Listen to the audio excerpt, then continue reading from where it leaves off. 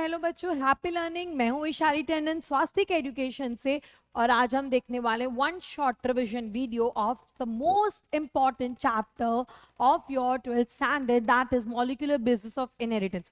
बच्चों, ये जो चैप्टर है ये बहुत ज़्यादा इंपॉर्टेंट है तुम्हारे board exams point of view से और तुम्हारे net exam point of view से।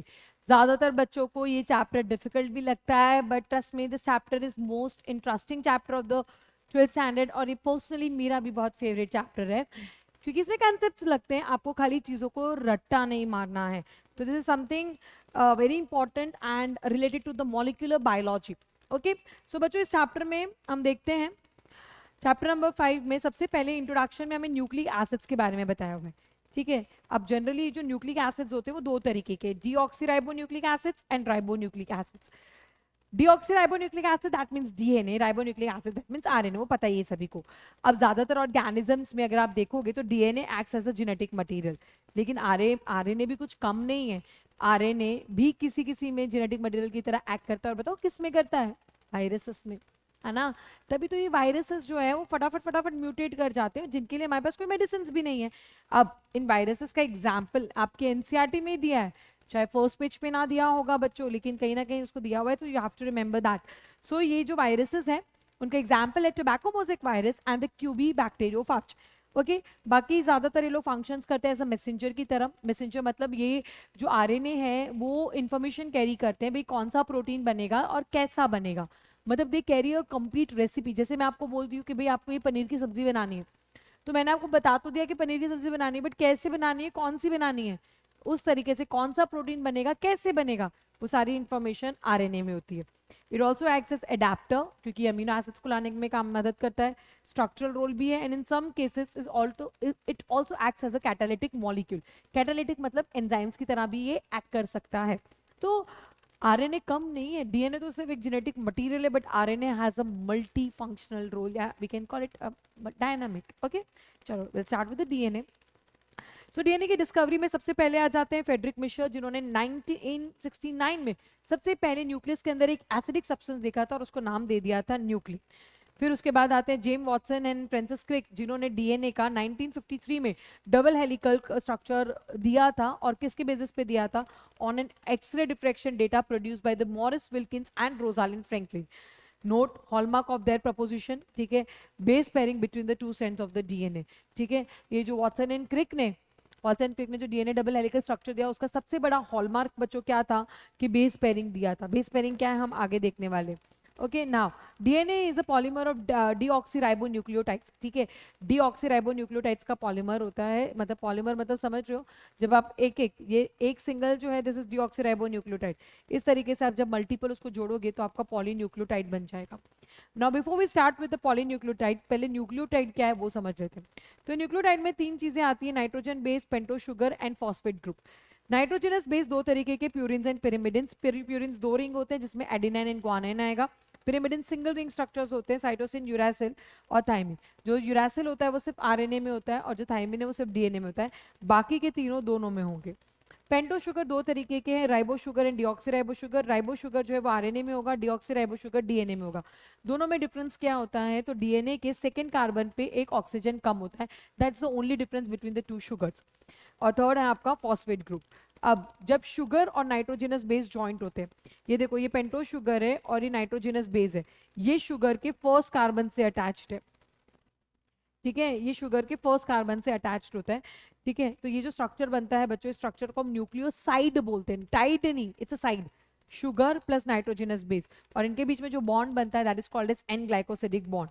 ओके, अब इसके नाम है जैसे कि आप देख सकते हो, adenine plus sugar is adenosine, guanine plus sugar is guanosine, ये साइटिडाइन, यूरिडाइन। और थाइमिन में मैंने डीऑक्सीथाइमिडाइन लिखा है क्योंकि जो थाइमिन है वो कभी भी राइबो शुगर के साथ तो अटैच होगा नहीं। डीएनए के लिए हम सिर्फ प्रीफिक्स डीऑक्सी लगा देंगे, बाकी नाम आपके जनरली सेम जाएंगे। न्यूक्लियोटाइड के बारे में बात करें, अगर third group that is phosphate अगर ऐड हो जाता है एट द फिफ्थ कार्बन पे अगर फॉस्फेट ऐड हो जाता है with the help of S bonds, that becomes a nucleotide. तो बच्चों न्यूक्लियोसाइड याद रखना शुगर प्लस बेस होता है, वहीं पे न्यूक्लियोटाइड जो है वो sugar plus base plus phosphate होगा। तो इसमें भी मैंने लिख रखा है बच्चों, adenylic acid, deoxy adenylic acid, guanylic acid, deoxy guanylic acid.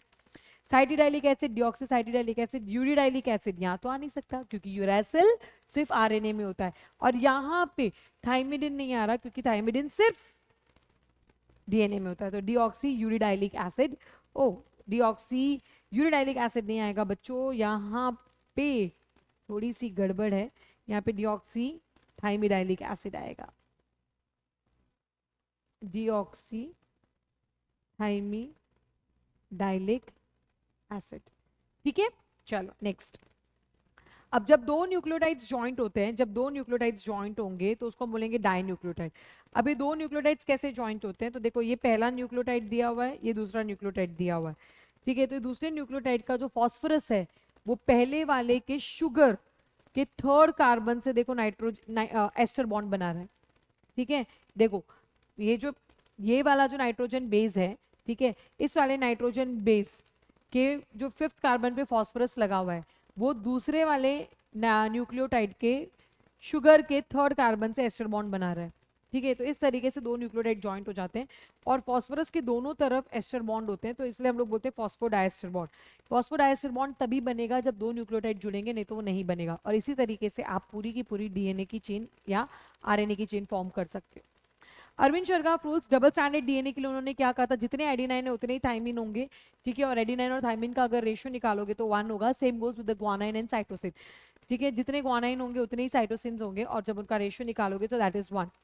Adenine plus guanine equals to T plus C, that is thymine plus cytosine. मतलब बच्चों ये क्या है आपका, purines are equal to pyrimidines, purines are equal to pyrimidines. ठीक है, okay चलो next बच्चा। सेलेंट फीचर्स देखते हैं इसके क्या है। तो आपका जो डीएनए होता है जनरली उसमें दो पॉलीन्यूक्लियोटाइड चेन्स है। डीएनए का जो बैकबोन है उसमें शुगर प्लस फॉस्फेट आएगा। बेसिस जो होते हैं वो अंदर की तरफ प्रोजेक्ट होते हैं, तो यू कैन सी हियर। ठीक है, आप इस डायग्राम को बहुत ध्यान से अगर देखेंगे तो अंदर की तरफ प्रोजेक्ट है। देखो ये शुगर हो गया, ये आपका बेस है, ये फॉस्फोरस है ना। तो ये एक चेन है, this is one chain. Okay, इसमें देखो ये जो बेस है वो सब अंदर की तरफ प्रोजेक्ट है। This is a second chain. Second chain देखो तुम उल्टी है, क्योंकि उसमें भी बेस हमें अंदर की तरफ प्रोजेक्ट करने थे, इसीलिए उसको उल्टी किया। तो मतलब दोनों पैरेलल तो है but run in an opposite direction, so we call them anti parallel. दोनों पैरेलल है बट ऑपोजिट डायरेक्शन में रन करते हैं तो हम उसको एंटी पैरेलल बोलते हैं। एक और चीज यहाँ पे जो नोट करोगे that is base pairing. Adenine के सामने थाइमिन रहेगा और उनके बीच में बनता है डबल हाइड्रोजन बॉन्ड्स। ग्वानाइन के सामने हमेशा साइटोसिन रहेगा या वाइसा वर्सा, और उनके बीच में बनते हैं triple hydrogen bonds. So you have to make sure कि तुम्हें ये याद रहे, एडिनाइन थाइमिन के बीच में double hydrogen bonds, guanine cytosine के बीच में ट्रिपल हाइड्रोजन बॉन्ड्स। अब यू कैन सी ये 5 प्राइम एंड 3 प्राइम किसको बोलते हैं, तो जहाँ 5 प्राइम वहां पे बोलेंगे जहाँ पे phosphorus group is not making disaster bond. Phosphorus group वहाँ पे फ्री है, कोई डायस्टर बॉन्ड नहीं बना रहा, वो 5 प्राइम एंड हो गया। और 3 प्राइम एंड किसको बोलते हैं, जहाँ पे OH ग्रुप फ्री है, थर्ड कार्बन का OH ग्रुप फ्री है, it is not making any disaster bond. ठीक है, तो जहाँ पे 5th नंबर का कार्बन डायस्टर बॉन्ड नहीं बनाना वो 5 प्राइम हो गया, जहाँ पे 3 नंबर का कार्बन डायस्टर बॉन्ड नहीं बनाना वो 3 प्राइम हो गया। तो you can see both the chains are parallel but anti parallel. एक का 5 प्राइम होगा तो दूसरे का 3 प्राइम होगा, एक का 3 प्राइम है तो दूसरे का 5 प्राइम होगा। Okay next, the bases in the two strands are paired through the hydrogen bonds। ठीक है, ये हम ऑलरेडी देख चुके हैं। Okay next, now purine comes opposite to a pyrimidine. हमेशा एक प्यूरिन के सामने पिरिमिडिन होगा, कभी भी दो प्यूरिन या दो पिरिमिडिन साथ में नहीं होंगे। उसका रीजन है which is very important, it generates approximately the uniform distance between the to strands. दोनों स्ट्रेंड्स के बीच में यूनिफॉर्म डिस्टेंस मेंटेन करने के लिए बच्चों ये किया जा रहा है। Note, base pairing confers a very unique property to the polynucleotide chains. जो बेस पेयरिंग है वो बहुत एक यूनिक प्रॉपर्टी उनको कॉन्फर करते हैं, they are said to be complementary to each other. ठीक है, वो दोनों एक दूसरे को कॉम्प्लीमेंट भी करते हैं। Therefore if the sequence of base, अगर एक सीक्वेंस आपको बेस एक की आपको सीक्वेंस पता होगी तो दूसरे की आप पता कर सकते हो। जैसे कि यहाँ पे एग्जांपल मैंने दिया हुआ है, एक सीक्वेंस दिए, तो अगर इसका 5 प्राइम है तो दूसरे का 3 प्राइम आएगा, और एडिनाइन के सामने थाइमिन आएगा, थाइमिन के सामने एडिनाइन आएगा, ग्वानाइन के सामने साइटोसिन आएगा, साइटोसिन के सामने ग्वानाइन आएगा, साइटोसिन इधर, इस तरीके से। तो अगर आपको एक स्ट्रैंड की सीक्वेंस पता है बच्चों तो दूसरे स्ट्रैंड की सीक्वेंस आप इजीली पता कर सकते हो। तो reason being complementary base pairing. Now ये हमेशा कॉइल्ड होती है राइट हैंडेड फ्लेक्स फैशन में, दोनों ऐसे सीढ़ी की तरह नहीं है, ये हेलिकली ट्विस्टेड है। ठीक है, 1 टन, ठीक है, ये जो एक टन होता है पूरा 360 डिग्री टन, ठीक है, 1 टन, तो इसकी जो पिच, ठीक है, the pitch that is the height that is 34 angstrom या 3.4 nanometer. Number of base pairs in each turn, हर एक टर्न में कितने बेस पेयर्स होंगे? 10. यू कैन सी हियर 5 इधर है 5 इधर है. Distance between two consecutive base pairs is 0.34 nanometer. Okay, now the plane of one base pair stacks. ठीक है, ये प्लेन और ये प्लेन एक दूसरे के ऊपर स्टैक करते हैं. ठीक है, तो उससे स्टेबिलिटी मिलती है, साथ ही साथ हाइड्रोजन बॉन्ड्स भी जो है वो स्टेबिलिटी प्रोवाइड करते हैं. मतलब ये जो बेस पेयर्स होते हैं वो एक के ऊपर एक ऐसे स्टैकिंग कर रहे हैं, तो ये स्टैकिंग करने से उनको थोड़ी सी स्टेबिलिटी मिलेगी, साथ में हाइड्रोजन बॉन्ड्स की वजह से भी स्टेबिलिटी मिलती है बच्चों. So these are the salient features of the DNA. Okay, next कुछ एग्जांपल्स दिए हुए हैं आपकी बुक में. ये आपका दिया है फाई. ठीक है, इसका pronunciation generally phi. Okay, phi 174 is a bacteriophage. Now what is a bacteriophage? It's a virus that infects bacteria. What is bacteriophage? एक ऐसा वायरस जो बैक्टीरिया को इन्फेक्ट करता है.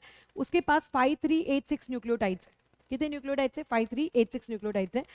खाली न्यूक्लियोटाइड्स है, बेस पेयर नहीं है. तो अगर न्यूक्लियोटाइड्स लिखा है तो it's a single stranded DNA which is circular. Lambda, which is again a bacteriophage, it's 48502 base pairs. It's a base pair. So that's going to be double stranded DNA and a linear. Generally double stranded DNA generally linear होता है, ऐसा जरूरी नहीं है, circular भी होते हैं बच्चों. E. coli, which is a bacteria, 4.6 into 10 raised to 6 base pairs. So you can see it's a double stranded DNA, but this is circular. ठीक है. Human, which has 3.3 into 10 raised to 9 base pairs, which is haploid, and 6.6 into 10 raised to 9 base pairs, which is a diploid content. Again double stranded DNA with a linear. Central dogma of molecular biology जो कि Francis Crick ने propose किया था. What is it? DNA से DNA बनता है जिसको replication बोलते हैं. डीएनए से आरएनए बनता है जिसको ट्रांसक्रिप्शन बोलते हैं. आरएनए से प्रोटीन बनता है उसको ट्रांसलेशन बोलते हैं. पूरा मॉलिक्यूलर बायोलॉजी इन 3 प्रोसेस के आजू बाजू घूमता है बच्चों, इसलिए इसको सेंट्रल डॉगमा या सेंट्रलाइज थियोरी बोलते हैं ना, जैसे अपन बोलते हैं सीबीएसई सेंट्रल बोर्ड. ठीक है, तो ये पूरे इंडिया का सेंट्रलाइज बोर्ड है, राइट. सो वैसे ही मॉलिक्यूलर बायोलॉजी का बच्चों जो सेंट्रलाइज थियोरी जो चलती है बच्चों, वो आपका सेंट्रल डॉगमा में रेप्लिकेशन ट्रांसक्रिप्शन ट्रांसलेशन के आजू बाजू चलती है. Reverse of central dogma. Reverse of central dogma मतलब जनरली डीएनए से आरएनए बनता है, पर रिवर्स में आरएनए से डीएनए बनेगा कुछ वायरसेस में, और ये प्रपोज किया था एचएम टेमिन और डी बाल्टीमोर ने. ठीक है, next packaging of DNA. Length of DNA is equals to, length of DNA calculate करने की फॉर्मूला है नंबर ऑफ न्यूक्लियोटाइड्स या base pairs into distance between two consecutive base pairs. Length of DNA is number of nucleotides is base pairs multiply by distance between two consecutive base pairs. Okay, so length of human DNA कैसे, तो number of is 6.6 into 10 to 9 base pairs है, और distance between two consecutive base pairs कितना है? 0.34 nanometre है. तो 10 minus किया, ये दोनों कैंसिल हो जाएंगे, answer is 2.2 meter. So almost हमारा जो डीएनए है उसका लेंथ है 2.2 मीटर. पर बच्चों हम जिस न्यूक्लियस में उसको फिट कर रहे हैं that is 1 micrometer, that is less than 1 meter. It's actually 10⁻⁻⁶ meter. ठीक है, इतने छोटू सी जगह पे इतना लंबा डीएनए हमें करना है एडजस्ट, आई मीन अकोमोडेट. वहीं पे इकोलाई की बात करें तो इकोलाई के डीएनए की लेंथ है 1.36 मीटर, और उसका भी जो सेल है दैट इज 1 माइक्रोमीटर. तो सबसे पहले इकोलाई देखते हैं कि बेचारा इकोलाई अपने में डीएनए को कैसे करता है. तो इकोलाई के पास एक रीजन है जहाँ पे डीएनए होता है, that region is called as nucleoid. उस रीजन में डीएनए होता है विच इज नेगेटिवली चार्ज, और प्रोटीन्स होते हैं विच आर पॉजिटिवली चार्ज. ठीक है, now these are arrange in large loops. You can see here, ये बच्चों दिख रहे हैं लार्ज लूप्स, इस तरह से लार्ज लूप्स में होते हैं प्रोटीन्स के साथ एसोसिएटेड. यूकेरियोट्स के बारे में बात करें तो बच्चों देखो यूकेरियोट्स को वैसे तो ये कोई 2.2 मीटर लॉन्ग डीएनए एक सा नहीं है. ठीक है, ऐसा नहीं है कि जो 2.2 मीटर जो डीएनए है वो पूरा एक साल लंबा है. It is not like that. 2.2 meter long DNA जो 46 फ्रेगमेंट्स में है, because we have 46 chromosome, that is 23 pairs of chromosomes, right. तो जो 2.2 मीटर लॉन्ग डीएनए होता है वो 46 फ्रेगमेंट्स में डिवाइडेड है.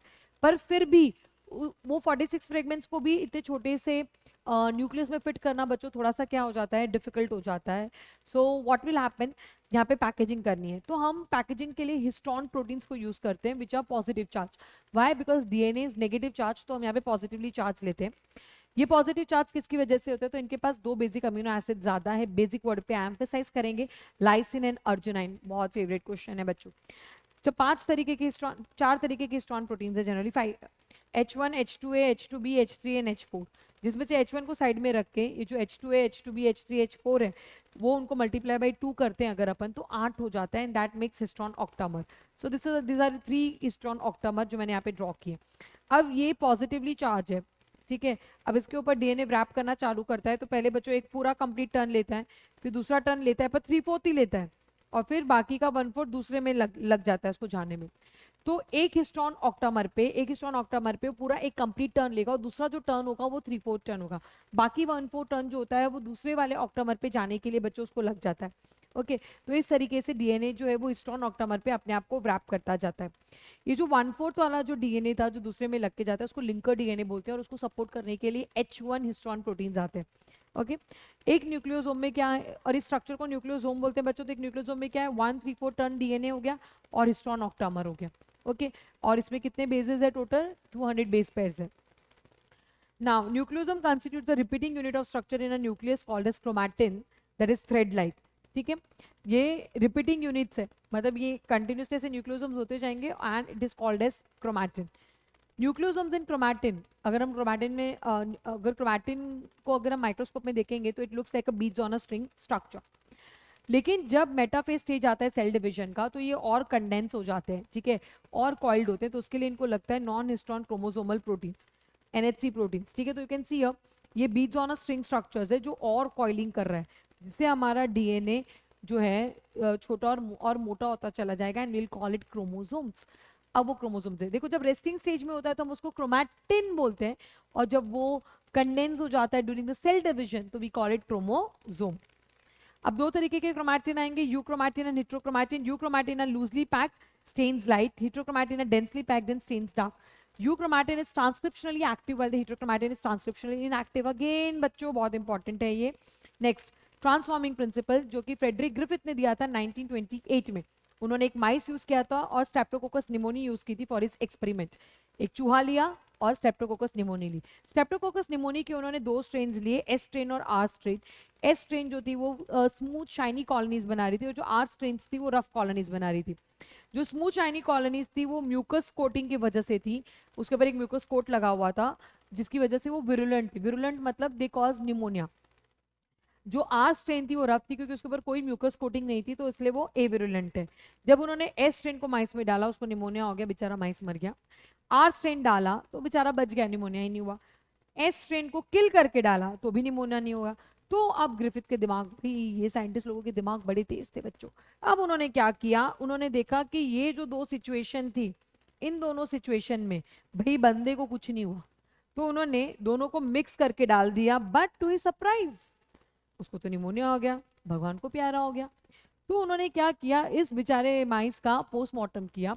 उस पोस्टमार्टम में उनको पता चला कि एस ट्रेन थी, एस ट्रेन मिली। उन्होंने बोला मैंने तो यार एस ट्रेन मरी हुई डाली थी, हिट किल डाली थी, फिर ये जिंदा एस ट्रेन कहां से आ गई?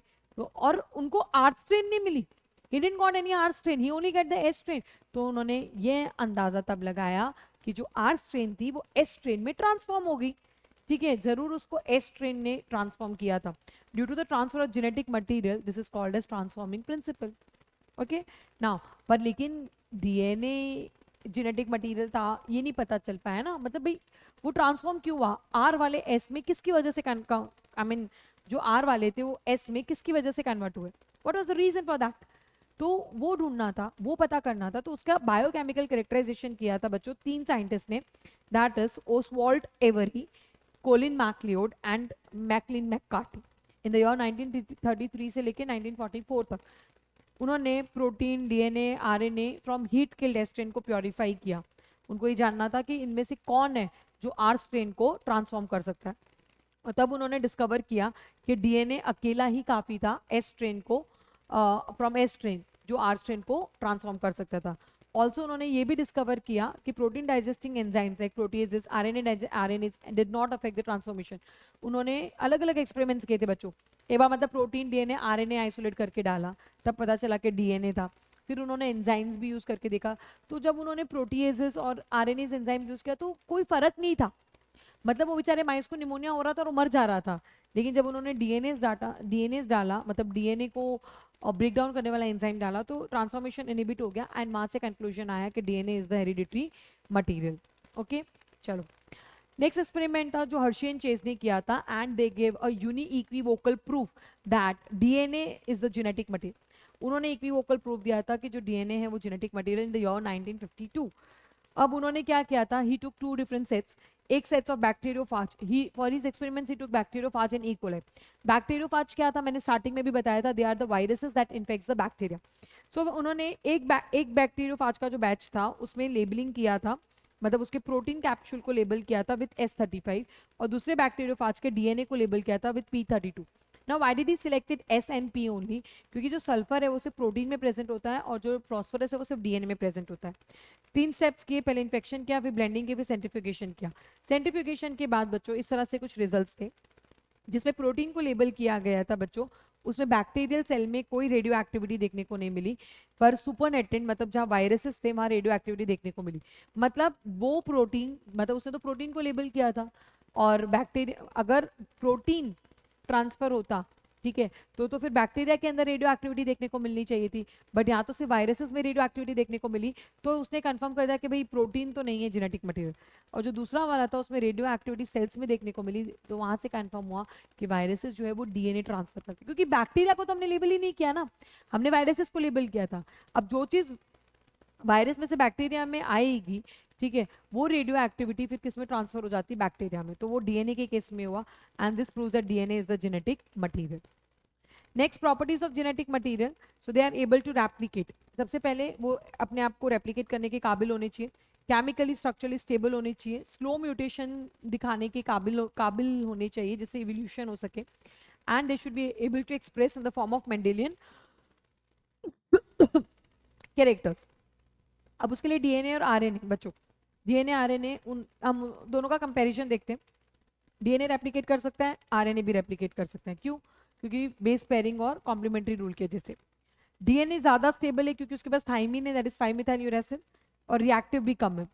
डी आरएनए लेस स्टेबल है क्योंकि उसके पास फ्री 2H ग्रुप होता है इन राइबो शुगर, ठीक है, उसको जो ज्यादा रिएक्टिव बना देता है, लायबल बना देता है और डिग्रेडेबल बना देता है, and it also shows catalytic property. तो इनकी वजह से वो लेस, आरएनए लेस स्टेबल हो गया, डीएनए मोर स्टेबल हो गया। डीएनए म्यूटेशन शो करता है but slow, but RNA unstable होने की वजह से फटाफट म्यूटेट कर लेता है, और इसी की वजह से मैंने कहा था ना वायरसेस फटाफट म्यूटेट हो जाते हैं। DNA depend on RNA for protein synthesis, while RNA doesn't depend on anyone, वो सेल्फ इंडिपेंडेंट है, ठीक है। लेकिन both RNA DNA genetic material की तरह काम कर सकते हैं बच्चों, लेकिन डीएनए ज्यादा स्टेबल है इसलिए उसको ज्यादा प्रेफरेंस दी जाती है, ओके। और ट्रांसमिशन ऑफ इंफॉर्मेशन के लिए आरएनए इज बेटर, ठीक है। मतलब देखो कोई चीज अगर तुम्हें संभाल के रखनी है लाइफ टाइम के लिए, तो तुम एक ऐसी चीज संभाल के रखोगे ना जो थोड़ी मजबूत है। डीएनए बीइंग मोर स्ट्रॉन्ग, इसलिए वो जेनेटिक मटेरियल की तरह ज्यादातर अब एक्ट कर रहा है, पर ऐसा नहीं कि हमें आरएनए की जरूरत नहीं है। अगर तुम्हें जेनेटिक इन्फॉर्मेशन को ट्रांसफर करना है तो आरएनए से अच्छा कुछ नहीं। आरएनए वर्ल्ड बच्चों, ये डीएनए तो अभी अभी आया है, पहले तो सिर्फ आरएनए वर्ल्ड चलता था। RNA was the first genetic material. Essential life processes जैसे मेटाबॉलिज्म, ट्रांसलेशन, स्प्लाइसिंग, ये सब आरएनए के आजू बाजू घूमती थी। It also acts as a genetic material and catalyst. Due to this RNA is reactive and unstable. Therefore, DNA is evolved from RNA with the chemical modification for the stability. DNA being double stranded and having complementary strand further resist changing by evolving a process of repair. ठीक है, DNA में एक और खासियत है कि वो अपना रिपेयरिंग प्रोसेस खुद ब खुद कर सकता है। Now let's begin with the DNA replication. This was proposed by Watson and Crick. उन्होंने कहा था डीएनए रेप्लिकेशन एक सेमी कंजर्वेटिव रेप्लिकेशन होता है। What does that mean? जब भी डीएनए रेप्लिकेट करेगा तो डीएनए रेप्लिकेशन के बाद हमेशा दो नए डीएनए मॉलिक्यूल्स बने हैं, उनमें एक पेरेंटल स्ट्रैंड होगा और एक नया स्ट्रैंड होगा। ब्लू वाला जो है वो आपका पेरेंटल स्ट्रैंड है, और जो रेड कलर वाला है वो आपका न्यूली सिंथेसाइज्ड स्ट्रैंड है। तो कभी भी ऐसा नहीं होगा बच्चों कि इस डीएनए में से आपका इस तरीके से दोनों रेड वाले, मतलब दोनों न्यू वाले आ जाएंगे या दोनों ओल्ड वाले आ जाएंगे। बच्चों कभी भी ऐसी वाली सिचुएशन नहीं होगी। So that is called a semi conservative replication. इसका एक्सपेरिमेंटल वेरिफिकेशन दिया था मैथ्यू मेल्सन एंड फ्रैंकलिन स्टाल ने। उन्होंने ई कोलाई लिया था, ई कोलाई को ग्रो किया था अमोनियम क्लोराइड मीडियम में, जिसमें उन्होंने जो नाइट्रोजन लिया था वो हैवी आइसोटोप का लिया था। तो हमारे पास जितने भी ई कोलाई थे वो हैवी आइसोटोप वाले थे। उन्होंने उसका जब CaCl that is caesium chloride density centrification किया बच्चों, तो उनको एक ही नीचे बैंड देखने को मिला था, that is heavy band. Now अब उन्होंने ई कोलाई को ग्रो करने के लिए कहा। ई कोलाई को ग्रो करने के लिए 20 मिनट्स लगते हैं, but this time he provided nitrogen of lighter isotope that is N14, ठीक है। जब उसका CaCl डेंसिटी सेंट्रीफिकेशन किया तो वहां पे बच्चों हाइब्रिड बैंड देखने को मिला, ना कि हैवी। अगर ऐसा होता, अगर सेमी कंजर्वेटिव नहीं होता तो एक लाइट और एक हैवी मिलना चाहिए था, बट यहाँ पे हाइब्रिड मिला। फर्दर ही अलाउड इट, उन्होंने बोला चलो और आगे करके देखते हैं। तो बच्चों टू इज सरप्राइज उनको एक हाइब्रिड बैंड देखने को मिला और एक लाइट बैंड देखने को मिला, बट हैवी बैंड नहीं आया। सो दिस confirms that कि DNA replication is semi conservative. Number of cells और DNA molecule is 2:n, where n is the number of cell division.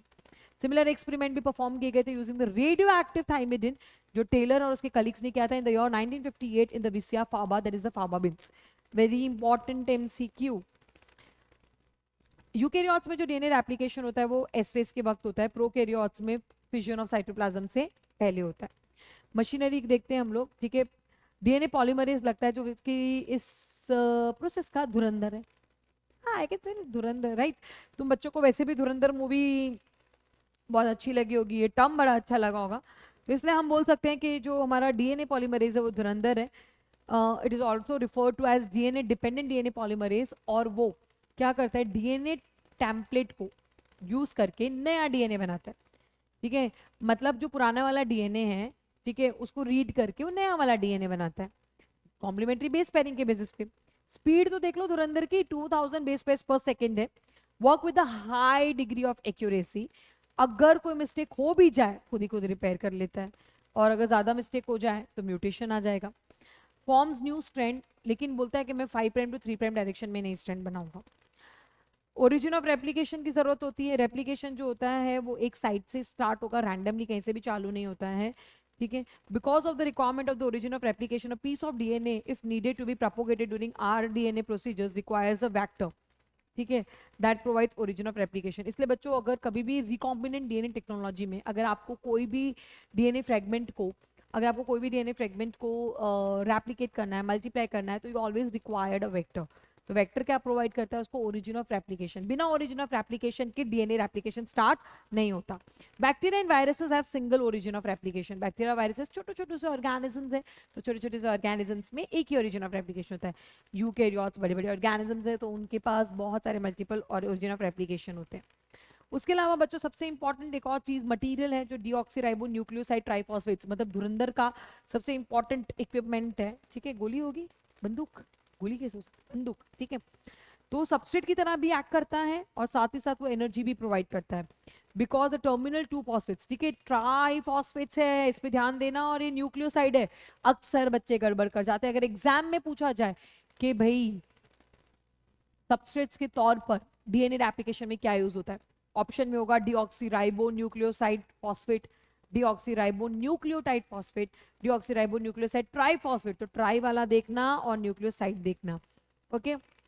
अब देख सकते हो आप बच्चों, इसमें हमारा डीएनए रेप्लिकेशन इस डायरेक्शन में, मतलब जो चेन है वो हमारी इस डायरेक्शन में ओपन होगी, ठीक है। जब चेन इस डायरेक्शन में ओपन होती है तो देखो ये 5' है और 3' है, तो हमारा सबसे पहले प्राइमर लगता है, क्योंकि जो धुरंधर है ना, धुरंधर बोलता है पहला काम मैं नहीं करूंगा, तो हम पहले यहाँ पे प्राइमर लगाते थे। It's a RNA chain, short RNA chain, ठीक है। तो ये जो शॉर्ट आरएनए चेन है वो यहाँ पे अटैच हो जाती है, फिर धुरंधर आता है और उस डीएनए को आगे लीड करता है। तो इसमें कोई प्रॉब्लम नहीं आती है, इस वाले टेम्पलेट में कोई प्रॉब्लम नहीं आती है। 3' से 5' वाले टेम्पलेट में कोई प्रॉब्लम नहीं आती, चेन आराम से बन जाती है और उसको हम लीडिंग स्ट्रैंड बोलते हैं, और यहाँ पे सिंथेसिस कंटिन्यूस होगा। दूसरी वाली चेन में प्रॉब्लम आती है क्योंकि ये 5' टू 3' है और ये बनता खुल इस डायरेक्शन में रहा है, खुल इस डायरेक्शन में रहा है। तो अब यहाँ पे क्या होगा, जितना जितना खुलेगा ना उतना उतना बनता जाएगा, ये ऐसे बनेगा और हर बार प्राइमर लगेगा।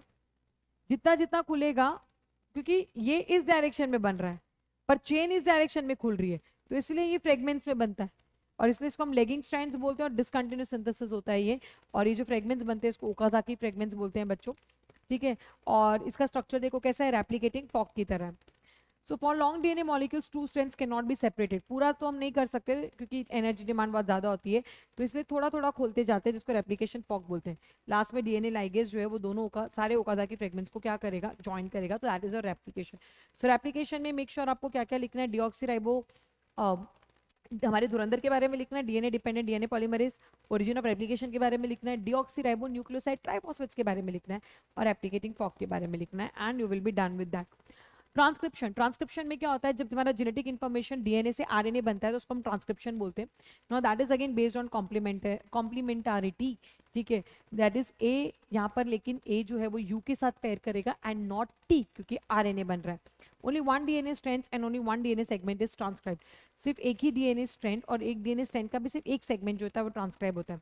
Y both DNA strands are not transcribe, कभी भी दोनों डीएनए स्ट्रैंड्स ट्रांसक्राइब क्यों नहीं होती है?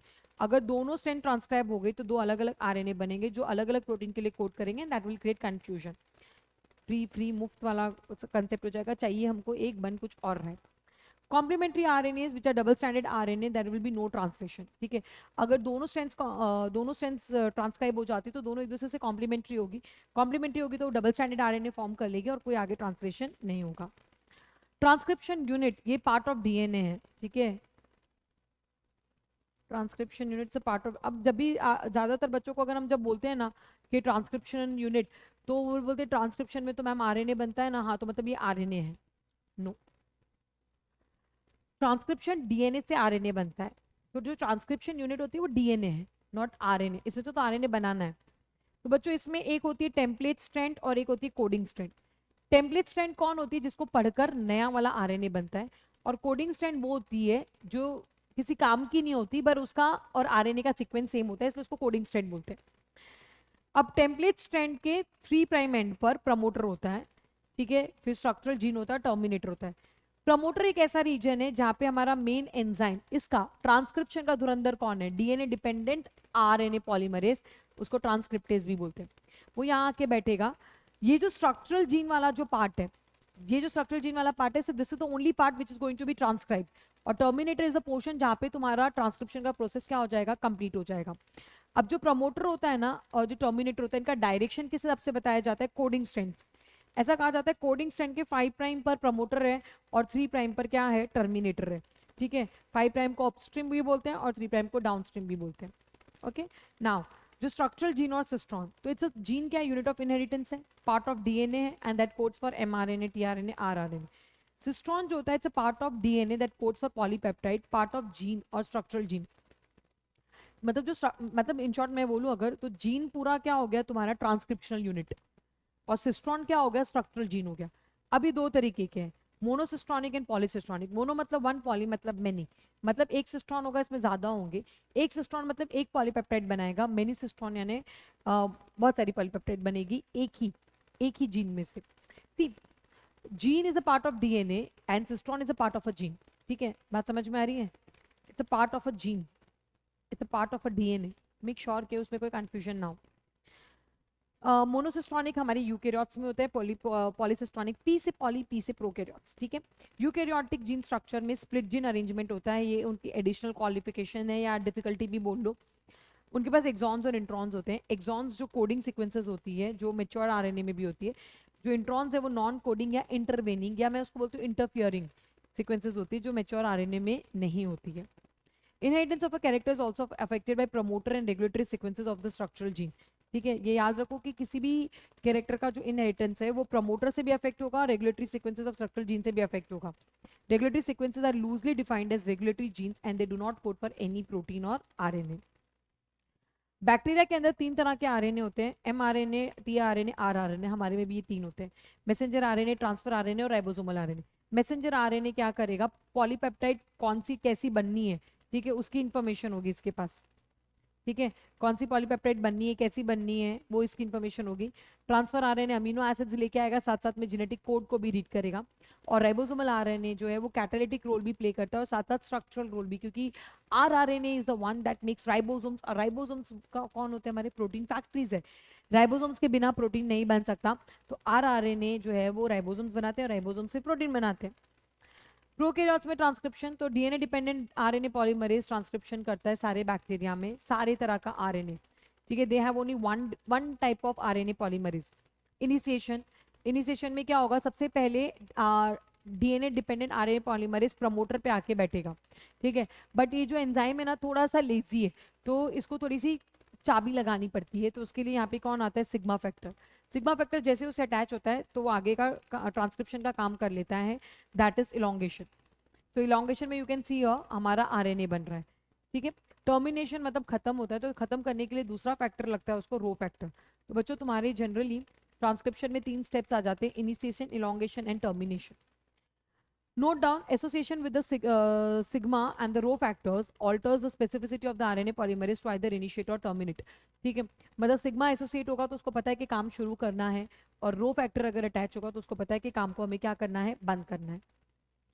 फीचर्स ऑफ बैक्टीरियल ट्रांसक्रिप्शन, इसमें कोई आरएनए फर्दर एमआरएनए की प्रोसेसिंग की जरूरत नहीं होती, ट्रांसक्रिप्शन हो गया, that's the final thing. Transcription translation एक ही सेम कंपार्टमेंट में होते हैं, क्योंकि उसके पास न्यूक्लियस तो होता नहीं प्रोकैरियोट्स के पास, तो वो सेम ही कंपार्टमेंट में होता है। हमारे में क्या होता है, ट्रांसक्रिप्शन जो है वो न्यूक्लियस में होता है, ट्रांसलेशन हमारा साइटोप्लाज्म में होता है। Transcription translation can be coupled. Coupled का मतलब क्या है कि अभी तक ट्रांसक्रिप्शन खत्म भी नहीं हुआ, ट्रांसलेशन क्या हो जाता है, स्टार्ट हो जाता है, क्योंकि एक ही कंपार्टमेंट में होना है। So this is again also very important, you can also use it in a difference between the transcription of prokaryotes and eukaryotes. Transcription in eukaryotes में थोड़े 2 एडिशनल स्टेप्स आ जाते हैं। एक तो हमारे पास ना अलग अलग आरएनए पॉलीमरेज है, आरएनए पॉल 1, 2 एंड 3। अब ये अलग अलग आरएनए पॉलीमरेज अलग अलग आरएनए बनाते हैं, तो कैसे याद रखोगे, आरएमटी से उसको याद रखोगे। आरएनए पॉलीमरेज 1 जो है वो आर बनाते हैं, आर मतलब are RNA, 28S are RNA, 18S 5.8, सब 8 वाले हैं, 5.8, 18, 28। वहीं पे 2 वाला M बनाता है, यानी मैसेंजर आरएनए। पर मैसेंजर आरएनए से पहले बनता है HN RNA, that is heterogeneous nuclear RNA, जो कि उसका प्रीकर्सर है। 3 वाला T बनाता है, मतलब टी आरएनए बनाएगा, 5S आर आरएनए भी बनाएगा और SN आरएनए भी बनाएगा, that is small nuclear RNS. तो ये पहली कॉम्प्लेक्सिटीज हो गई। देखो प्रोकैरियोट्स में तो क्या था, एक ही तरीके का DNA dependent DNA polymerase RNA polymerase use हो रहा था, यहाँ 3 तरह के यूज हो रहे हैं, है ना। ये डिफरेंस लिख सकते हो। दूसरा डिफरेंस तुम ये भी लिख सकते हो कि वहाँ पे सेम कंपार्टमेंट में होता है, हमारा अलग अलग कंपार्टमेंट में होता है। उनमें तो दोनों काम साथ में कपल्ड कर सकते हैं, हमारे में तो भाई पहले ट्रांसक्रिप्शन होगा फिर ही ट्रांसलेशन होगा। HNRNA प्रोसेसिंग, ठीक है, तो यहाँ पे HNRNA की प्रोसेसिंग में क्या होगा कि सबसे पहले होता है स्प्लाइसिंग। स्प्लाइसिंग में क्या होता है कि जो भी इंट्रॉन्स है, जो इंटरफियरिंग सीक्वेंसेस है, उसको कट करके निकाल दिया जाता है, ठीक है। फिर उसके बाद बच्चों कैपिंग होती है, 5 प्राइम एंड पर 5 methyl गुआनोसाइन triphosphate, you can see here GPPP, methyl गुआनोसाइन triphosphate लगाया जाता है। कैप लगाने से ये पता चल जाता है कि बंदा रेडी है, ठीक है। और पॉली ए यानी कि एडिनाइलिक एसिड, ठीक है, जो आपका एडिनाइन वाला न्यूक्लियोटाइड है, वो उसकी 200 से 300 नंबर जो है वो चेन में पीछे लगा दिए जाते हैं फॉर मोबिलिटी, ठीक है। कैपिंग से पता करते हैं कि बंदा तैयार है, टेलिंग से मोबिलिटी होती है। mRNA is transported out of the nucleus for translation. Split genes and splicing shows the dominance of the ancient RNA world. Split genes और splicing जो होता है वो ये शो करता है कि पहले RNA का राज चलता था, फिर RNA बेचारा थोड़ा सा कमजोर हो गया तो DNA का राज आ गया। Now what is genetic code? So replication और ट्रांसक्रिप्शन के वक्त तो क्या होता है, न्यूक्लिक एसिड से न्यूक्लिक एसिड बनाना था, that was based on complementary which was very easy. लेकिन ट्रांसलेशन से हमें न्यूक्लिक एसिड से प्रोटीन्स बनाना था, इनके बीच में तो कोई कॉम्प्लीमेंट्री नहीं होती है। तो एविडेंसेस सजेस्ट दैट कि चेंज इन न्यूक्लिक एसिड्स, मतलब डीएनए में कोई भी चेंज, पर हमें ये पता है कि भाई अगर डीएनए में कोई चेंज होता है तो प्रोटीन चेंज हो जाता है। तो उसे ये आइडिया आया जेनेटिक कोड का, that is a set of rules that decides which amino acid is coded by a codon. What are genetic code? It's a set of rules जो ये डिसाइड करता है कि कौन सा वाला अमीनो एसिड है कौन सा वाले कोडॉन से कोड करेगा। Codons are nothing, it's a sequence of nucleotides in mRNA. Codons are nothing, it's a sequence of nucleotides in mRNA. अभी कोडॉन्स ट्रिपलेट क्यों होते हैं? क्योंकि 4 बेसिस हैं और 20 अमीनो एसिड्स हैं। तो जॉर्ज केमॉम ने कहा था कि 4 3 मतलब 4 बेस है, 3 करेंगे तब जाके 64 होंगे, क्योंकि अगर 2 वाला करते हैं 4 2 तो 4 4 16 तो नहीं होगा, 20 अमीनो एसिड में 16 नहीं चलेगा, इसलिए उन्होंने सजेस्ट किया था कि ट्रिपलेट कोड्स होंगे। कौन से साइंटिस्ट इन्वॉल्व हुए थे बच्चों इसमें? हरगोबिंद खुराना, जिन्होंने आरएनए मॉलिक्यूल्स को सिंथेसाइज किया था with a defined combination of basis, ठीक है, मतलब उन्होंने होमोपॉलीमर्स कोपॉलीमर्स दोनों तरह के बनाए थे, मतलब सेम न्यूक्लियोटाइड सीक्वेंस वाला और अलग अलग न्यूक्लियोटाइड सीक्वेंस वाला भी। मार्शल निरनबर्ग के सेल्फी सिस्टम से हमने प्रोटीन सिंथेसाइज किया था और वो कोड डेसिपर्ड किए थे, मतलब जो 64 कोडॉन्स है तो कौन सा वाला कोड कौन सा वाले अमीनो एसिड के लिए है वो हमने पता किया था। Severo-Oka enzyme, that's a polynucleotide phosphorylase. It helped in polymerizing the RNA with defined sequences in a template independent manner. ये एंजाइम की मदद से हमने लैब में आरएनए बनाया विदाउट टेम्पलेट, ठीक है, टेम्पलेट इंडिपेंडेंट मैनर, मतलब इसमें हमने टेम्पलेट का कोई यूज नहीं किया। ओके चलो नेक्स्ट, ये बच्चों आपका टेबल है जेनेटिक कोड का। वैसे this table is not at all important, आपको सारे कोड्स याद करने की ज़रूरत नहीं है, बट स्टिल इसमें से आप जो जो याद कर पाओ वो याद कर सकते हो, ठीक है। जैसे कि इफ़ आई से जो कौन सा आप याद कर सकते हो, जैसे एयू वाले हैं, एयू वाले जो है ओ आइसो आई, इस तरह के गू वाले जो है वेलाइन के लिए है, इस तरीके की याद कर सकते हो, बट दैट्स नॉट नेसेसरी। ठीक है, now salient features of genetic code, genetic codes के हम सेलिएंट फीचर्स देखते हैं बच्चों। कोडॉन कैसे हैं, ट्रिपलेट है, देयर आर 64 कोडॉन, जिसमें से 61 सेंस कोडॉन्स है, that means they code for amino acids, while the 3 codons do not code for anything and they are called as nonsense और the stop codons. Second, unambiguous and specific, यानी एक codon सिर्फ एक amino acid के लिए code करता है। ठीक है, दूसरा है डीजनरेट, मतलब एक अमीनो एसिड एक अमीनो एसिड के एक से ज्यादा कोडॉन है, मतलब इट्स लाइक वन कोडॉन। तो जनरली बच्चों मैं ये जो कोडॉन होते हैं ना उसको वाइफ बोलती हूँ, ठीक है, और ये अमीनो एसिड्स को ना मैं हस्बैंड बोलती हूँ। तो एक वाइफ का तो एक ही हस्बैंड होता है, पर एक हस्बैंड की बहुत सारी वाइफ हो सकती है, डीजनरेस, डीजनरेट। ठीक है, नेक्स्ट कंटिन्यूस, दैट इज ये कोड्स रीड होते कंटिन्यूस फैशन में without any punctuations, they are nearly universal. ठीक है, सारे codes from bacteria to humans, ठीक है, बैक्टीरिया से ह्यूमन से सारे के सारे कोड्स क्या यूनिवर्सली सेम है। जैसे कि ट्रिपल यू जो है फिनाइल एलेनाइन के लिए कोड करता है सभी में, but still there are few exceptions for some codons in mitochondrial और protozoans.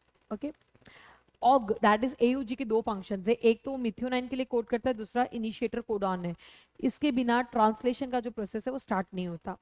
Stop codon that is nonsense codons, जो प्रोसेस को टर्मिनेट करते हैं, वो कौन से तीन है, UAA, UAG and UGA, and signal provide करते हैं। Mutation and genetic code, so gene और DNA relationships is best understood by the mutation studies. Gene और डीएनए का जो रिलेशनशिप है वो कैसे स्टडी कर सकते हैं, म्यूटेशन स्टडी से। लार्ज डिलीशंस या रीअरेंजमेंट से लॉस या गेन ऑफ जीन होता है, जिससे फंक्शन चेंज हो जाता है। ठीक है, पॉइंट म्यूटेशन का एग्जांपल आपकी बुक में ही हमने लास्ट चैप्टर में भी डिस्कस किया था। सिंगल बेस पेयर अगर चेंज होता है, दैट इज ग्लूटामेट की जगह वेलाइन आ जाता है, तो जिससे सिकल सेल एनीमिया होता है। ठीक है, ये पॉइंट म्यूटेशन हम डिस्कस कर चुके हैं पहले। दूसरा कंसेप्ट यहाँ पे दिया हुआ है फ्रेम शिफ्ट म्यूटेशंस का, तो यहाँ बच्चों एग्जांपल दिया है, जैसे कि रीडिंग है, राम हैज रेड कैप, सब तीन तीन लेटर वाले वर्ड्स दिए हुए हैं, क्योंकि हमारे जो कोडॉन्स होते हैं वो तीन तीन न्यूक्लियोटाइड्स के होते हैं। अब जैसे इसमें एक न्यूक्लियोटाइड ऐड हुआ यहाँ पे, तो देखो आगे का पूरा रीडिंग फ्रेम चेंज हो गया, मतलब जो रीडिंग करनी थी वो हमारी पूरी चेंज हो गई। फिर देखो जब हमने दो ऐड किया तभी भी रीडिंग फ्रेम चेंज हो गई, पर जब हमने तीन ऐड किया ना तो इतना रीडिंग फ्रेम में कोई चेंज नहीं आया। सो इंसर्शन ऑफ वन और two bases changes the reading frame, same goes with the deletion. Deletion में भी जब हम एक या दो को डिलीट करते हैं तो रीडिंग फ्रेम चेंज हो जाती है। So insertion or deletion of three or multiples of three bases, one or more codons affected, reading frame remains the change. तो one या two न्यूक्लियोटाइड्स अगर बेस पेयर ऐड होते हैं डिलीट होते हैं तो रीडिंग फ्रेम चेंज होती है, लेकिन अगर तीन या मल्टीपल्स ऑफ थ्री में अगर कुछ ऐड या डिलीट होता है तो रीडिंग फ्रेम चेंज नहीं होती है, वो ध्यान रखना है। tRNA, which is also called the adapter molecule, the existence of the tRNA proposed by the Francis Crick. tRNA is also called as soluble RNA. tRNA was also known before genetic code was proposed. Adapter molecule concepts, amino acids cannot read genetic code. Crick proposed an adapter molecule that reads code on one hand and binds to the specific amino acid on other hand. दो काम करता है, एक जगह पे code read करता चला जाता है, देखो ये एक जगह से एक कोड रीड कर रहा है, दूसरी जगह पे वो अमीनो एसिड्स को अटैच करके रखा हुआ है। ठीक है, तो ये हमारा स्ट्रक्चर ऑफ tRNA। देखो tRNA 3 प्राइम एंड पर अमीनो एसिड्स को बिठाता है, ठीक है, उसको एक्सेप्टर एंड भी बोलते हैं।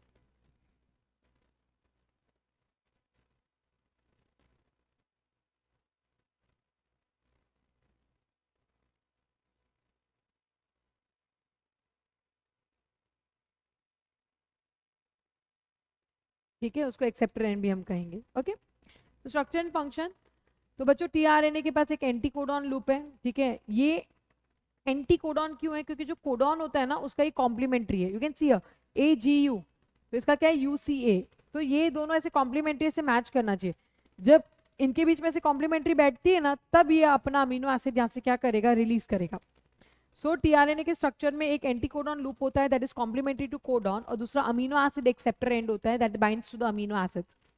स्पेसिफिसिटी क्या है, each tRNA specific for one amino acid, एक tRNA एक अमीनो एसिड्स के लिए स्पेसिफिक है। Initiated tRNA is used for initiation. No tRNAs are there for the stop codons. Shape of tRNA, secondary structure clover leaf है और actual structure उसका inverted L shape है। Translation क्या है? It's a process of polymerization of amino acids to form a polypeptide. The order and the sequence of amino acids are defined by the sequence of the bases in the mRNA. Amino acid की sequence कौन decide करेगा? mRNA के अंदर जो basis की sequence है वो decide करेगा. Ribosomes site of protein formation है, जिसको हम सेल्यूलर फैक्ट्री भी बोलते हैं. उसमें it is made up of rRNA and 80 plus proteins. दो सब यूनिट्स का होता है small and large. Translation starts when the small sub units encounters the mRNA. Large sub unit के पास दो साइट्स होती है, A and P site, that is amino acids and peptidyl sites. हमारे में तीन होती है, इपा अपने में तीन होती है, ईपीए इनमें दो ही होती है, पीए. पहला स्टेप है activation, that is charging of tRNA. तो अमीनो एसिड्स पहले एक्टिवेट हो जाते हैं यूजिंग एटीपी. अमीनो एसिड्स जो है वो अटैच हो जाते हैं अपने टीआरएनए से, that is cognate tRNA, and this process is called as amino acylation और चार्जिंग ऑफ टीआरएनए. दूसरा जो स्टेप है वो इनिशिएशन है. तो जो राइबोसोम्स है वो एमआरएनए से बाइंड करते हैं at the start codon, recognized by the initiated tRNA. ठीक है, इन ऑग से स्टार्ट हो जाएगा इलोंगेशन. तो चार्ज टीआरएनए अब कोडॉन से बाइंड करेंगे via anti codon codon pairing. ठीक है, उसके साथ साथ उसको इलोंगेशन फैक्टर्स और जीटीपी की जरूरत पड़ेगी. पेप्टाइड बॉन्ड का फॉर्मेशन होगा 23S आरआरएनए बैक्टीरिया में, 28 आरआरएनए यूकैरियोट्स में. ठीक है, ये राइबोसोम्स मतलब है जो एक्ट करेंगे एज कैटलिस्ट. ठीक है, ribozyme it's an RNA actually.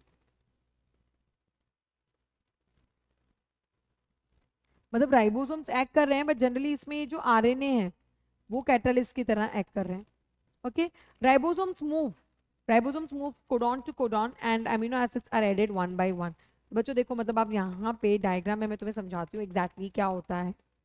तो बच्चों देखो, जैसे यहाँ पे ये पी साइट है और यहाँ पे ये ए साइट है. तो पी साइट पे जैसे सबसे पहले मतलब सबसे पहले ना ए साइट पे आके बैठते हैं. ठीक है, वो अपना एंटी कोडॉन और कोडॉन को मैच करते हैं. अगर एंटी कोडॉन और कोडॉन मैच हो जाते हैं तो they move to the next one. ठीक है, पी पे चले जाते हैं. फिर जैसे ही यहाँ पे कोई और आके बैठता है, उसका कोडॉन और एंटी कोडॉन मैच कर रहा है अगर, तो क्या होगा, इसका अमीनो एसिड और इसके अमीनो एसिड्स के बीच में पेप्टाइड बॉन्ड का फॉर्मेशन होगा. एक तो दोनों बहुत ज्यादा हाईली चार्ज है तो उसकी वजह से भी पेप्टाइड बॉन्ड का फॉर्मेशन हो जाएगा. दूसरा, यहाँ पे जो अभी हमने देखा 23S आरआरएनए 28S आरआरएनए, मतलब ये लोग भी कैटालिटिक होते हैं, तो वो पेप्टाइड बॉन्ड फॉर्मेशन को प्रमोट करेंगे. तो इस तरह से ये अपना अमीनो एसिड इसको देकर ये बंदा निकल लेगा. जैसे ये पहले वाला निकल गया, फिर ये भी निकल जाएगा, फिर ये अब आ रहा है पीछे से, तो ये अपनी पूरी चेन इसको दे देंगे. तो इस तरीके से इलोंगेशन का प्रोसेस चलता रहेगा. धीरे धीरे तीन न्यूक्लियोटाइड्स या वन कोडॉन वो मूव करता रहेगा. एक एक कोडॉन रीड करेगा, रिस्पेक्टिव अमीनो एसिड जोड़ेगा, एक एक कोडॉन रीड करेगा, रिस्पेक्टिव अमीनो एसिड को जोड़ेगा. लास्ट में टर्मिनेशन आ जाएगा. तो जैसे स्टॉप कोडॉन आ जाते हैं यूएए, यूएजी और यूजीए, तो मतलब समझ में आ जाता है कि भाई प्रोसेस को अभी रोकना है. तो उसके लिए वहाँ पे क्या आ जाता है, वो लोग रिलीज फैक्टर को रिलीज करते हैं और जो पॉलीपेप्टाइड चेन होती है वो रिलीज हो जाती है. Translation unit is a part of mRNA. It's a part of mRNA between the start codon and the stop codon. It codes for a polypeptide. ठीक है. mRNA also has untranslated regions present at the 5' UTR, that is before the start codon, and 3' UTR, that is after the stop codons. UTRs helps in the efficient translation. This is again very important. Untranslated regions कहाँ होती है? mRNA में होती है, before the start codon and after the start codons, and वो efficient translation के लिए important. Regulation of gene expression. तो gene regulation is control of polypeptide formation. ठीक है, जो जीन रेगुलेशन है दैट इज मतलब उसका क्या हो गया कि पॉलीपेप्टाइड फॉर्मेशन को कंट्रोल करना. अब लेवल्स ऑफ रेगुलेशंस में आपके चार आ गए: transcriptional level, processing level, mRNA transport और ट्रांसलेशन लेवल. ठीक है, ट्रांसक्रिप्शनल लेवल यानी प्राइमरी ट्रांसक्रिप्ट फॉर्मेशन को कंट्रोल कर सकते हैं. प्रोसेसिंग लेवल में स्प्लाइसिंग को, एमआरएनए ट्रांसपोर्ट हम कंट्रोल कर सकते हैं. Now why regulation is needed? क्योंकि gene are expressed only when required, हमेशा उनकी जरूरत नहीं होती है. एग्जाम्पल ई कोलाई जो है वो बीटा गैलेक्टोसिडेज तब प्रोड्यूस करेगा जब उसके पास लैक्टोज है. लैक्टोज होगा ही नहीं तो प्रोड्यूस करके क्या ही करेगा, फालतू का बनाकर क्या करेगा. ठीक है, gene expression depends on metabolic, physiological and environmental condition. सब पे डिपेंड करता है, मेटाबॉलिज्म पे भी डिपेंड करेगा, फिजियोलॉजिकल पे भी डिपेंड करेगा और एनवायरमेंटल कंडीशन पे भी. Development of embryo that into the adult also requires coordinated expression of many genes. तो भाई बहुत सारे जीन्स की जरूरत होती है, कभी कोई जीन जरूरत होता है, कभी कोई जीन जरूरत होता है, अभी ये कम चाहिए, ज्यादा चाहिए. तो बच्चों उसके लिए उसका रेगुलेशन बहुत इंपॉर्टेंट है, नहीं तो क्या होगा, सब कुछ ही बनता चला जाएगा तो कैसे काम चलेगा. तो regulation in prokaryotes is mainly control at the transcriptional initiation, यानी प्रमोटर रीजन की बात हो रही है. RNA polymerase activated promoter is regulated by regulatory proteins. दो तरह के प्रोटीन्स आते हैं, एक होता है एक्टिवेटर्स और एक होता है रिप्रेसर्स. एक्टिवेटर्स ट्रांसक्रिप्शन इंक्रीज करते हैं, रिप्रेसर ट्रांसक्रिप्शन को डिक्रीज करते हैं. ऑपरेटर, ये डीएनए सीक्वेंसेस होते हैं प्रमोटर के पास जो एसेसिबिलिटी ऑफ प्रमोटर को कंट्रोल करते हैं। एसेसिबिलिटी ऑफ प्रमोटर मतलब प्रमोटर अवेलेबल है या नहीं है, in short. Binds to repressor, operator region generally repressor से बाइंड करता है। Each operator operon has specific operator and repressor. Example lac operon पढ़ना है हमें, ठीक है। तो लेक ओपेरॉन में लेक रिप्रेसर है। लेक ओपेरॉन दिया था Francis Jacob, that is geneticist, and Jacques Monod that is a biochemist. First example of transcriptionally regulated system इन्होंने दिया था बैक्टीरिया के अंदर, दैट इज लैक्टोज का। Operon generally polycistronic structural genes है, control by common promoter and regulatory gene, common in bacteria. दूसरे operon के examples है lac, trp, ara, histidine, valine, operons. अब आप देख सकते हो इसमें क्या है, आप अगर इधर ध्यान से देखो तो ये आपका प्रमोटर हो गया, ठीक है। ये आपका प्रमोटर है, ये ऑपरेटर है, ये स्ट्रक्चरल जीन है ZYA, ठीक है। इस प्रमोटर के आगे there is a regulatory gene और उसका खुद का पर्सनलाइज प्रमोटर है। जब ये रेगुलेटरी जीन आपका रिप्रेसर एमआरएनए बनाएगी तो रिप्रेसर एमआरएनए आपका रिप्रेसर प्रोटीन बनाएगा। ये रिप्रेसर प्रोटीन जाके ऑपरेटर से बाइंड कर देता है। अगर रिप्रेसर प्रोटीन ऑपरेटर से बाइंड कर देता है तो there will be no transcription. लेकिन जब इंड्यूसर है मतलब लैक्टोज है तो उसमें क्या होगा कि जो इंड्यूसर है वो रिप्रेसर प्रोटीन से बाइंड कर लेता है। द इंड्यूसर इज लैक्टोज और एलोलैक्टोज। अब जब ये इससे बाइंड हो गया है तो ऑपरेटर इज फ्री। जब ऑपरेटर फ्री है तो इनका ट्रांसक्रिप्शन होगा। जो Z है वो बीटा गैलेक्टोसिडेस के लिए कोड करते हैं, Y परमिएस के लिए, A ट्रांस एसिटाइलेज के लिए। बीटा गैलेक्टोसिडेस क्या करते हैं, लैक्टोज को ब्रेक डाउन करते हैं ग्लूकोज और गैलेक्टोज में। परमिएस लैक्टोज को अंदर आने की परमिशन देते हैं और ट्रांस एसिटाइलेज एसिटाइल ग्रुप को ट्रांसफर करेंगे। All the 3 genes are needed for the lactose metabolism. ये तीन जीन्स लैक्टोज मेटाबॉलिज्म के लिए बहुत जरूरी होता है, पर ये तभी जरूरत होगा ना जब सेल के पास लैक्टोज है। जब सेल के पास लैक्टोज ही नहीं है तो वो इनको बना के क्या ही करेगा। तो इसीलिए जीन रेगुलेशन बहुत इंपॉर्टेंट होता है। सबसे इंपॉर्टेंट ओपेरॉन आपकी बुक में जो दिया है वो लैक ओपेरॉन है, लैक्टोज का, बैक्टीरिया के अंदर जैकब एंड मोनार्ड ने दिया था, तो दैट इज वेरी इंपॉर्टेंट। ये डायग्राम बहुत इंपॉर्टेंट है बच्चों। ये इन एब्सेंस ऑफ इंड्यूसर्स और in presence of inducer, this is very very very important diagram. तो मेक श्योर ये डायग्राम की प्रैक्टिस जरूर करना। इंड्यूसिबल सिस्टम, जो लैक्टोज है, ठीक है, it has substrate plus inducer, hence lake operon is an inducible operon. Lac operon क्या है, हमारा इंड्यूसिबल ओपेरॉन है। Operon shows very low basal expression always needed so lactose can enter the cells, ठीक है। जो लेक ओपेरॉन है, ठीक है, वो इंड्यूसिबल है, ठीक है, इंड्यूसर की मदद से चलता है वो। Operon shows very low basal expression always. ऐसा नहीं कि कभी see there is nothing like zero. हमारी बॉडी में ना कभी भी कोई चीज जीरो नहीं हो सकती। जीरो हो जाएगी ना तो वर्क डन बंद हो जाएगा।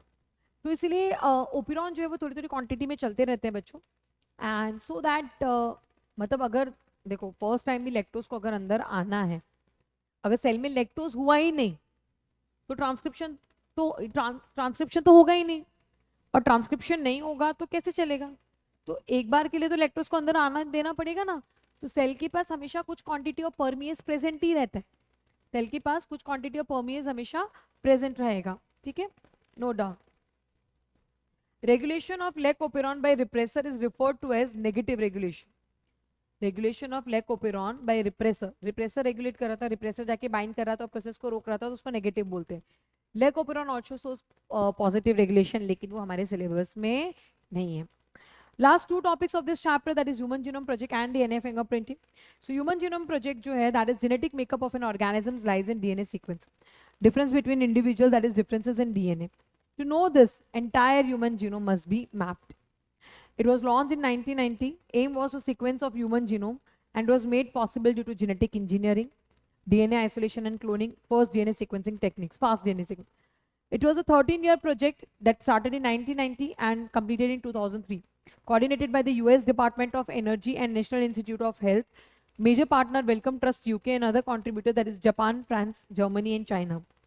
ये एक मेगा प्रोजेक्ट था, क्यों? क्योंकि ह्यूज कॉस्ट थी, ठीक है।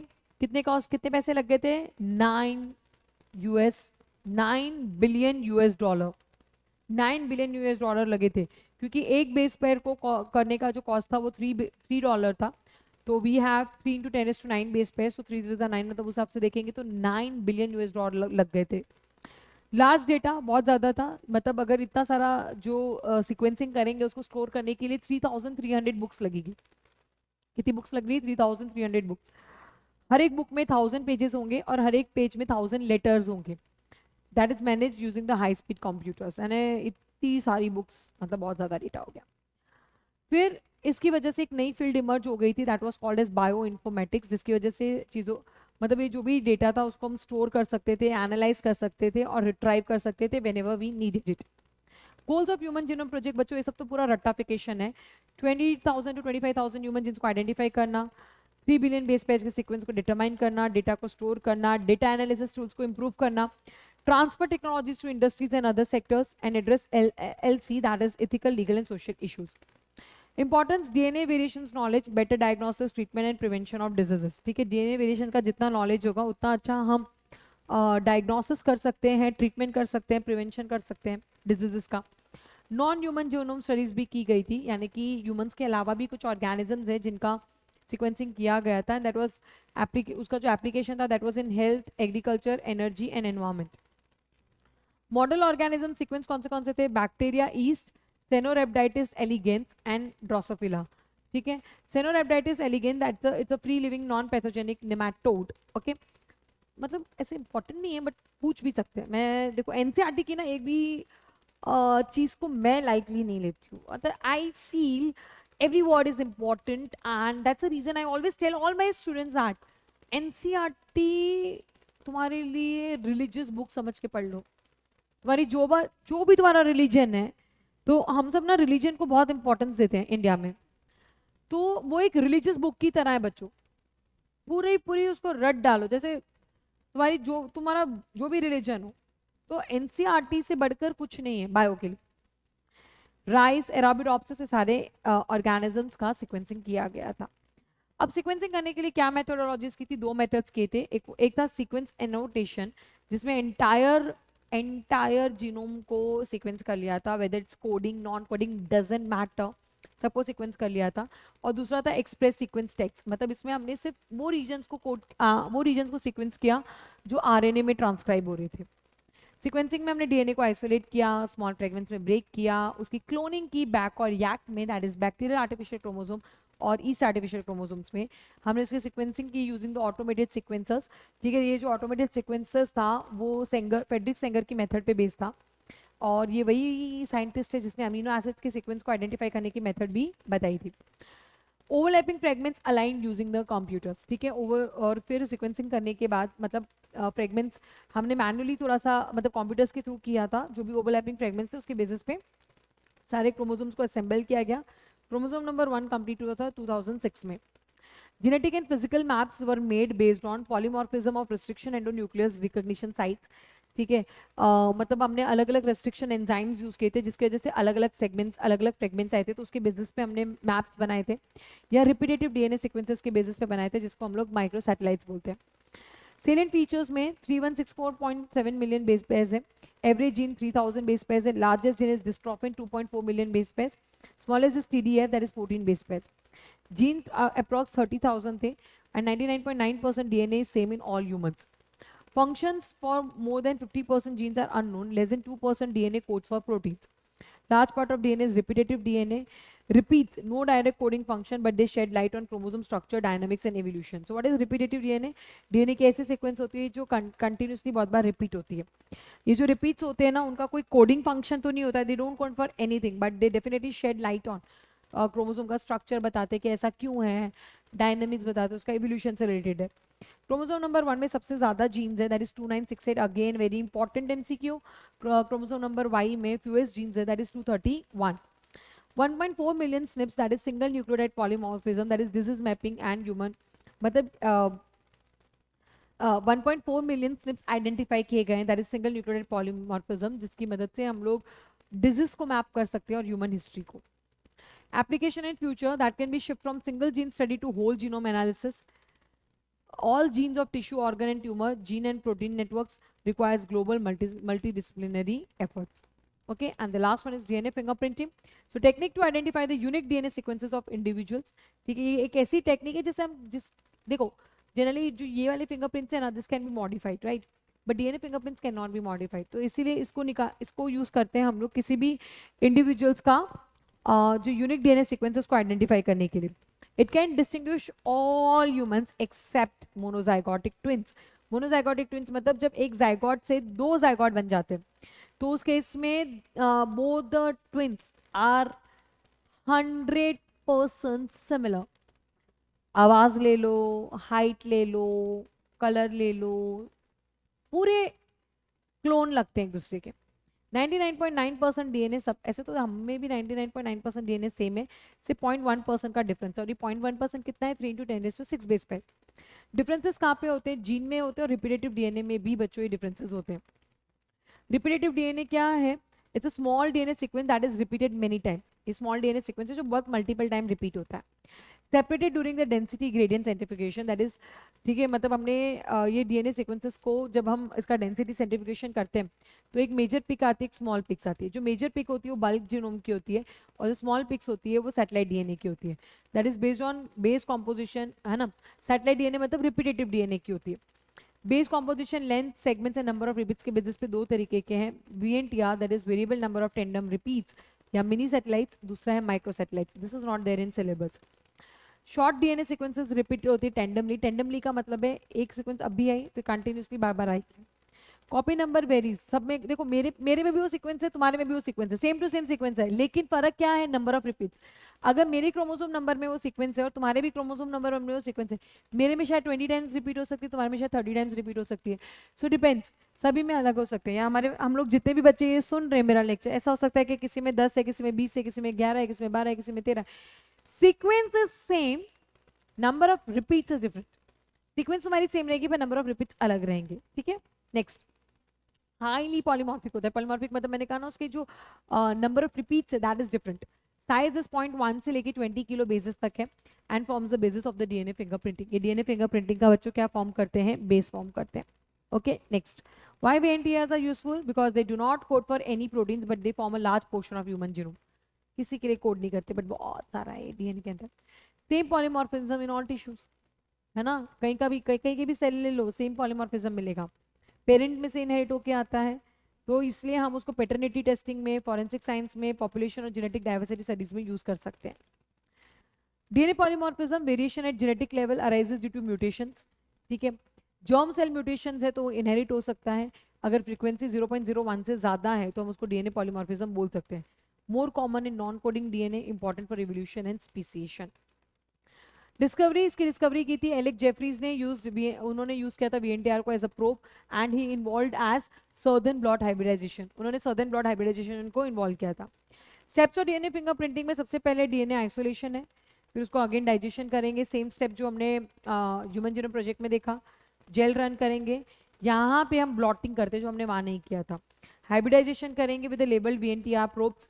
डिटेक्शन करेंगे ऑटो रेडियोग्राफी से. It produces band patterns unique to the individuals. बच्चों ऐसे बैंडिंग दिखती है. ठीक है. जैसे ये suppose this is an X-ray film.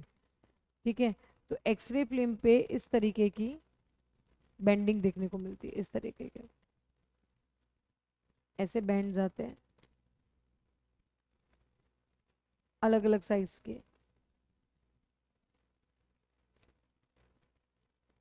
इस तरह के बैंड्स आते हैं. ठीक है.